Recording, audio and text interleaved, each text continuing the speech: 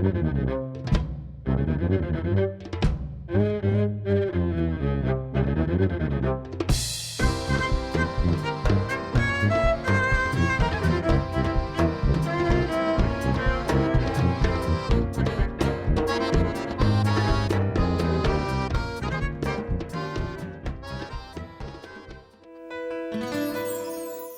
vjaġġatur minn dejjem jivvjaġġa. Eluf ta' snin ilu l-Homo erectus ħareġ mill-Afrika u telaq għalhom it-triq, iterraq mingħajr tal-oħra, bla viża, bla passaport.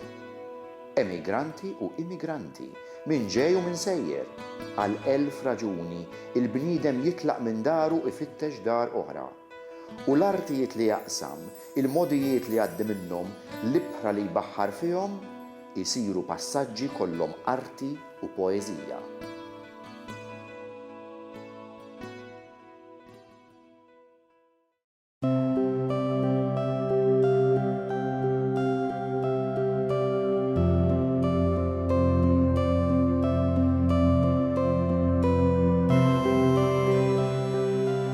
Il-Commonwealth unisa esibizzjoni, kollaborazzjoni ta' Sandro u ta' Georgina parti wkoll mill-attivitajiet ta' ċogim.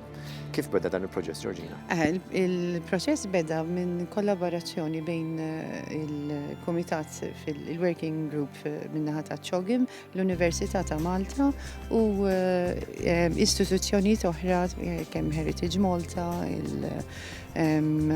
l-arkivji tal-Università, il-Mużew tal-Immigrazzjoni fejn l-ispunt kienet il-konferenza li saret f'Ġunju li kienet titratta dwar id-diaspora. Essenzjalment aħna konna nitkellmu dwar il-Commonwealth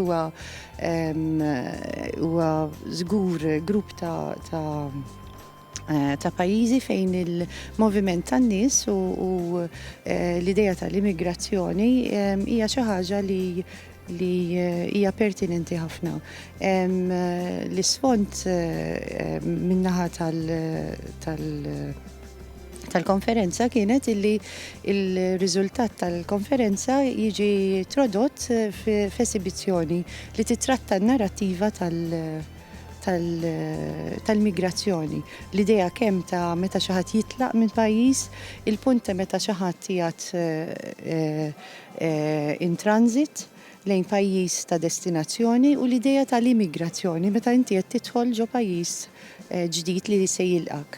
Nitkellmu l-ewwel fuq l-affarijiet loġistiċi, Sandro, meta tkun qed tagħmel din it-tip ta' esibizzjoni li hemm affarijiet oħra marbutin magħha, x'ikunu il-diffikultajiet u tragwardi li tibda? L-ewwel nett għandek data li titlaħħaq. Ġifieri u kollox jibda minn hemmhekk. Pratikament biex ngħidlek li ppjanar jibda minn dik id-data u iħares lura.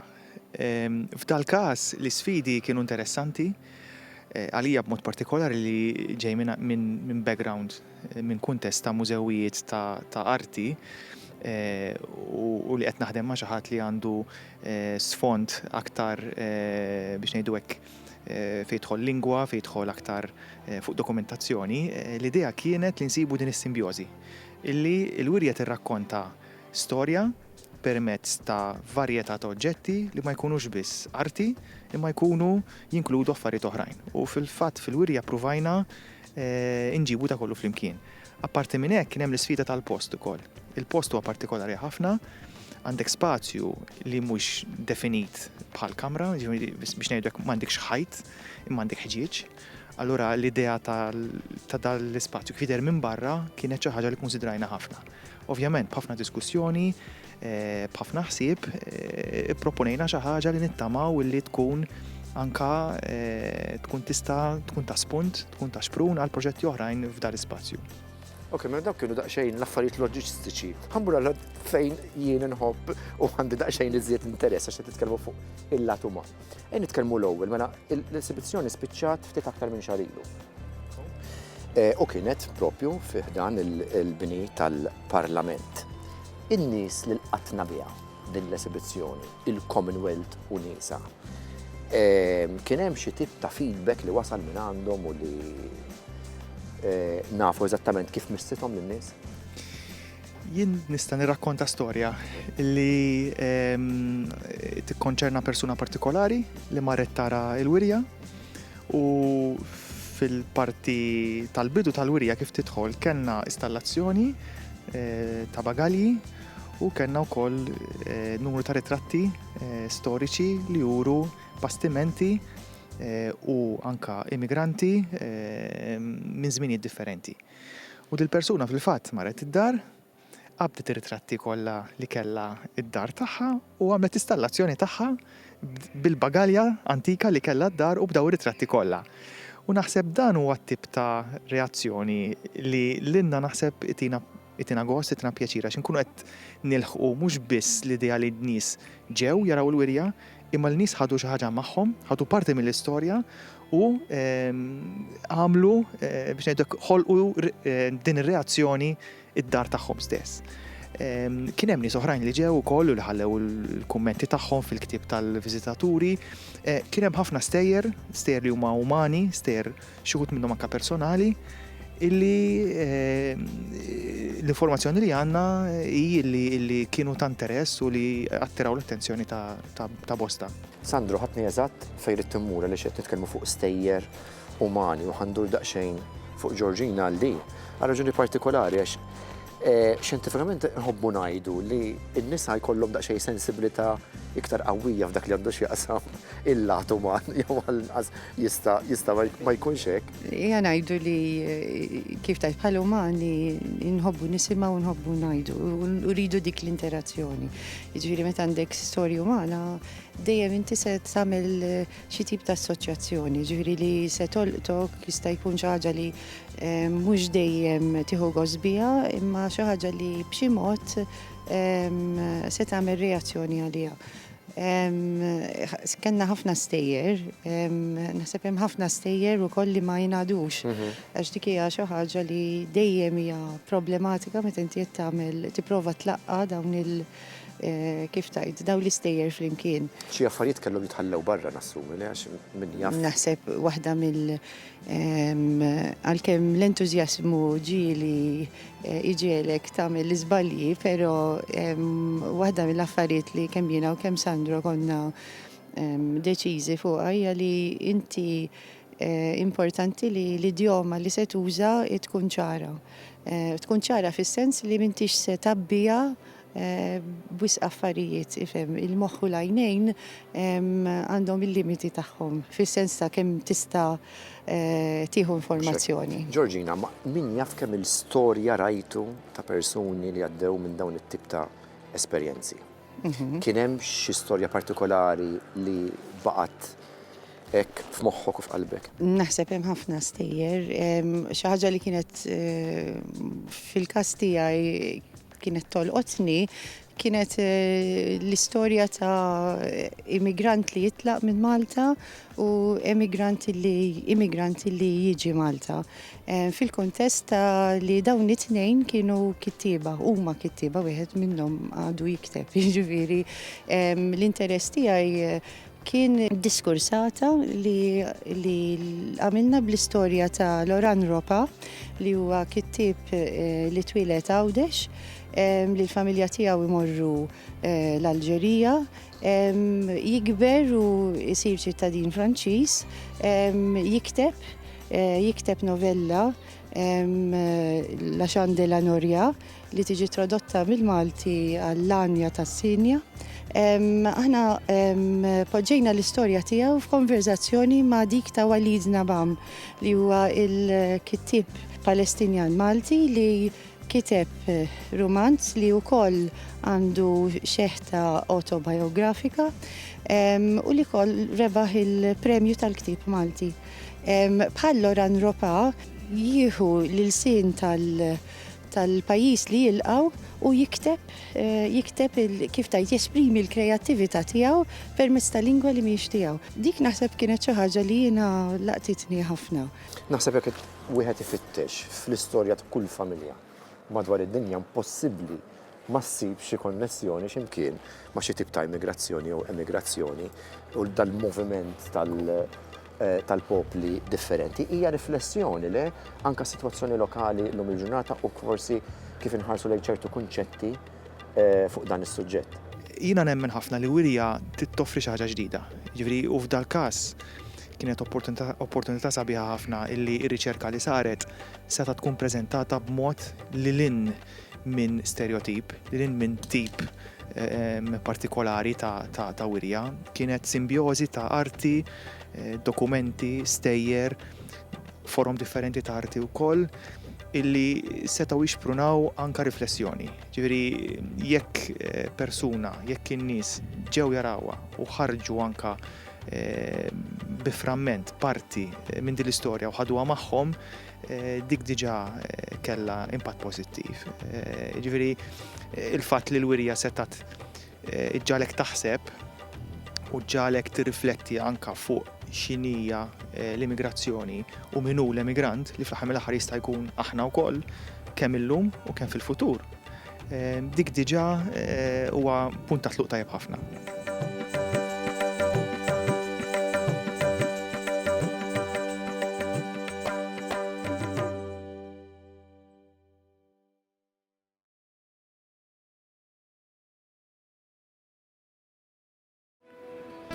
Hemm passaġġi li tibdihom mit-twelid, hemm passaġġi tiskoprihom bit-taħbit. Hemm passaġġi li taqbadhom bla taf kif, hemm oħrajn li toħroġ minnhom kollok grif.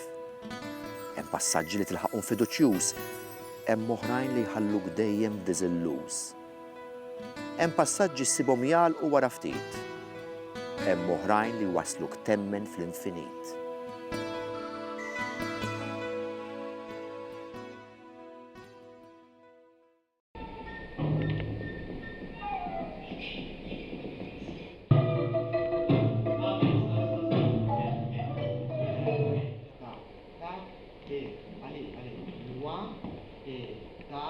Il-vjaġġ ta' Chancel Spiral jistrieħ fuq il-koproduzzjoni għall-ewwel darba tat-Teatru Manuel ma' Teatru tal-Opera ġewwa Franza. Biex inkunu aktar preċiżi, il-Metz Metropole ta' Franza, wieħed mit-teatri uffiċjali tal-pajjiż, fejn flimkien qed ifasslu koreografija ġdida fuq mużika tiegħi bħala l-kompożitur. U għalhekk tul dal-aħħar sena u nofs il-vjaġġ kien ukoll jikkonsisti fid-dialogu bejn il-koreografu li fil-fatt huwa Russu u jien bħala l-kompożitur biex flimkien niżviluppaw il-kunċett ta' mużika kontemporanja li qed tiġi interpretata b'koreografija kontemporanja. Il-proġett fil-fatt huwa dak li ngħidulu double bill, qed jiġi ppreżentati fil-programm żewġ taqsimiet. L-ewwel koreografija fil-fatt hija Chancel fuq il-mużika tal-kompożitur Ingliż Max Richter li huwa assoċjat ħafna mal-mużika taċ-ċinema. U ovvjament it-tieni parti Spiral hija l-mużika tiegħi. U interessanti illi iż-żewġ taqsimiet huma kontrastanti ħafna kemm f'dik li hija mużika u f'dak li huwa moviment. Għandna l-ewwel parti li l-mużika tesprimi sens melodjuż nerġa' ngħid li jfakkar l-udjenza f'tessitura u trama ċinematografika. It-tieni taqsima hija fil-fatt iktar ritmika u fil-kunċett ta' Spiral jien provajt nesprimi il-ritwal neolitiku mediterran iżda f'kuntest ġdid, f'kuntest mediterranju.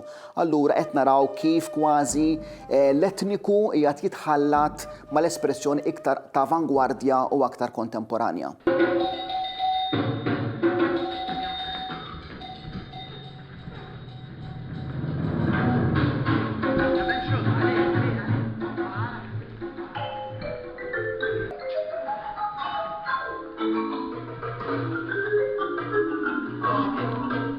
Dan il-proġett jinvolvi diversi artisti.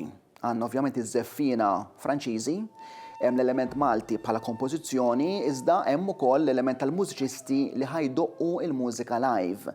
Din hija xi ħaġa pjuttost rari għax normalment id-danza dejjem tiġi preżentata bħala playback. Iżda għal premier ta' Malta, Spiral fil-fatt ħa tippreżenta il-mużika live, żewġ perkussjonisti Maltin u flautist Taljan. Element importanti li forsi ta' min insemmu hawnhekk huwa kemm importanti li l-artisti Maltin jikkollaboraw ma' artisti barranin u allura għandna il-vjaġġ sewwa prodott Malti illi qed jasal għand pubbliku usa u mhux biss pubbliku akbar imma pubbliku internazzjonali. Fajint bħal artist tista' tkejjel il-livell tal-produzzjoni tiegħek ma' benchmark biex ngħidlek ta' suq internazzjonali u tkun taf aktar fejn int fid-dimensjoni iktar Ewropea internazzjonali.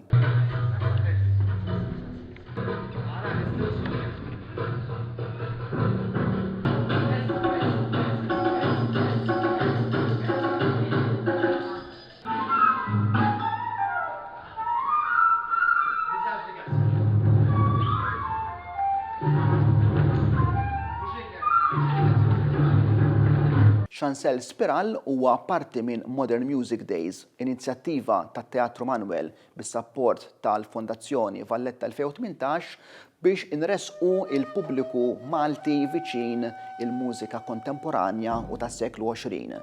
Iżda dejjem f'kuntest interdixxiplinari u għalhekk qed naraw il-mużika kontemporanja ta' fit biex ngħidlek mad-danza ma' sfin.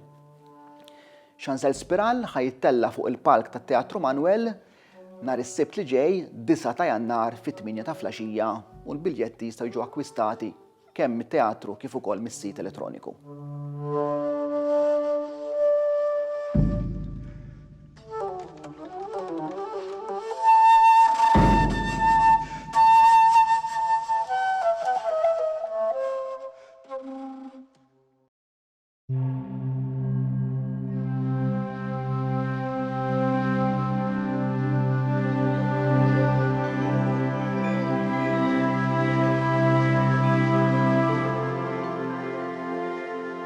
Bernardini, kolli nammetti li qiegħed fuħet mill-postijiet favoriti. Kull meta nidħol f'din is-sala tal-arazzi naffaxxina ruħi u kull darba li nidħol ġifieri qatt ma jinbidel dak l-inħoss. Kif ġew Malta dawn l-arazzi u għaliex? Din il-kollezzjoni propjament ġiet Malta għax kienet rigal. Kull Gran Mastru ftit wara li jkun elett kellu l-obbligazzjoni illi jagħti rigal lill-ordni u dar rigal kellu isem partikolari il-ġojja. U dan il-Gran Mastru kien il-Gran Mastru Katalan Ramon Perejos i Rocaful li mhux magħruf biss għal din il-kollezzjoni ta' arazzi, però hemm il-kollezzjoni ta' arazzi fjammingi ġol-katedral, propjament ġol-mużew tal-katedral ta' San Ġwan, dik ukoll kienet parti mill-ġojja tiegħu. U allura ftit wara li ġie elett kienet ifittex fil-fatt kellu rappreżentant tiegħu ġo Franza, Jean-Jacques Demem, li kienet joħsib biex ifittex rigal li kien ovvjament den pala rigal għall-ordni ta' San Ġwan. Issa daw l-arazzi għandhom titlu partikolari, L'Étenture des Indes, bl-Ingliż The Indian Hangings. U fil-fatt daw ġew imnisġa mill-fabrika famuża ħafna f'Pariġi Le Gobelin. U permezz ta' dan il-intermedjarju, Jean-Jacques Demem, tlaħaq ftehim ma' din il-fabrika Le Gobelin f'Ottubru tal-1708 biex din il-kollezzjoni sħiħa ta' arazzi issir speċifikament għal din is-sala ġewwa il-Palazz tal-Gran Mastru. Il-ftehim kien ukoll illi dawn iridu jitlestgħu fi żmien sentejn u fi żmien sentejn tlestgħu. Allura fl-1710 minn għalija kien ix-xahar ta' Lulju daw l-arazzi ġew ippakkjati telqu minn Pariġi u mill-port ta' Marseille bdew triqietom lejn Malta.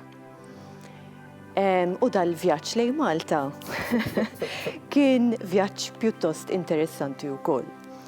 Għax meta il-brigantin tal-ordni kien responsabbli biex iġor din il-kollezzjoni, meta wasal lejn Messina ġie attakkat minn korsari. U kif ngħidu għan-naqra tlifna dal-wirt tas-sew meravigliuż. Għax li kieku ma kienieċ permezz ta' ran ġenerus, din il-kollezzjoni ma kienieċ ta' salma. Żgur. Dak kien. Nafux kienu daw l-ammonti. Le, ma nafux eżattament, pero wieħed jista' jassumi illi l-ammonti kienu enormi. Meta tqis kollezzjoni bħal din, hawnhekk qegħdin nitkellmu fuq kollezzjoni li ġejja minn fabbrika famuża ħafna, ġifieri kienet il-crème de la crème ta' dak iż-żmien, ġifieri qegħdin nitkellmu fis-seklu.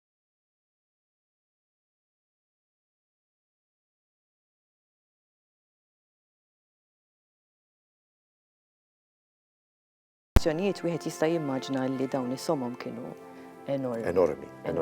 Llum nistgħu ngħidu x'kien l-ekwivalenti bi flus tal-lum jew laqqas din ma. Imprezzabbli. X'inhu l-prestiġju tagħhom imma illum il-ġurnata meta inti għandek dawn it-tip ta' arazzi?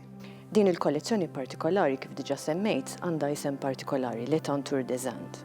U din kienet kollezzjoni kienet diġà famuża fis-sens li pereżempju diversi rejiet, anka pereżempju Louis XIV, l-Roi Soleil, sewwa ta' Franza, għal Versailles kien ordna dan is-sett li huwa simili għal dan li għandna hawnhekk. Ġifieri kienet kollezzjoni li kienet tiġi ikkummissjonata mill-Lego Blan.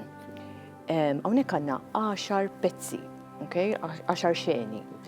Meta wieħed normalment kien jikkommissjona din il-kollezzjoni, awtomatikament kien ikollu 8. Però li ġara u dan kien ovvjament parti mill-speċifikazzjonijiet fil-ftehim, illi il-kollezzjoni trid tiddendel approporzjon tal-iskala tal-kamra ta' din is-sala. Allura xi ħaġa li kienet eċċezzjoni illi kien hemm żewġ xeni li nqasmu fi 2. Allura minn 8 saru 10. Mbagħad, ovvjament, kien hemm panels żgħar fejn qed juru l-arma tal-Gran Perejos, ovvjament, dawn qegħdin jirreklamaw il-ġenerożità tiegħu, kemm kien Gran Mastru speċi ta' ċertu klassi, ta' ċertu kultura, hija propaganda fl-aħħar mill-aħħar. Finalment huma wkoll però qed jgħidu xi storja partikolari. Iva. U din hija xi ħaġa issa trid tipprova timmaġina 1710. Tipprova tpoġġi moħħok. Tipprova. Dak iż-żmien ma kienx hemm dawl elettriku. Kien hawn ġifieri id-dawl differenti u jimmeraviljawna illum. Aħseb wara dak iż-żminijiet. Bħala temi, u din hija l-ħaġa tal-iskantament, meta wieħed iħares lejhom, jibda jinduna li hemm affarijiet pjuttost differenti, għandek temi u xeni eżotiċi ħafna.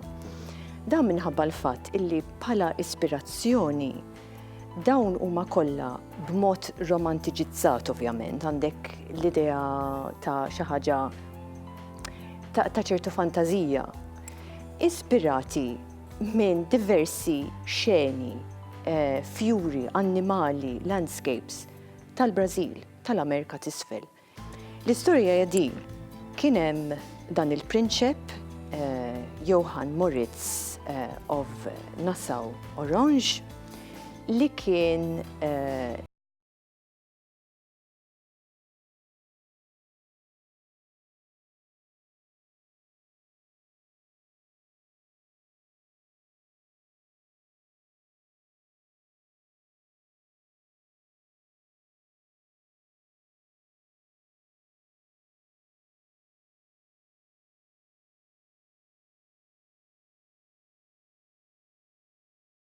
waqt dan iż-żmien li għamel hemm il-Brażil ma marx waħdu, da mar b'anturaġġ kbira, ġifieri tobba, nies letterarji, nies intellettwali, xi